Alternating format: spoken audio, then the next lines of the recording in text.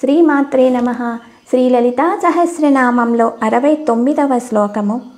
పురుషార్థప్రదా పూర్ణా భోగిని భువనేశ్వరి అంబికా అనాదినిధన హరిబ్రహ్మేంద్ర సేవిత.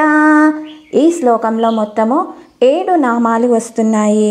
పురుషార్థప్రద 6 అక్షరాల నామము, పూర్ణ 2 అక్షరాల నామము, భోగిని 3 అక్షరాల నామము, భువనేశ్వరి 5 అక్షరాల నామము, అంబిక 3 అక్షరాల నామము, అనాది నిధన 6 అక్షరాల నామము, హరిబ్రహ్మేంద్ర సేవిత 8 అక్షరాల నామము.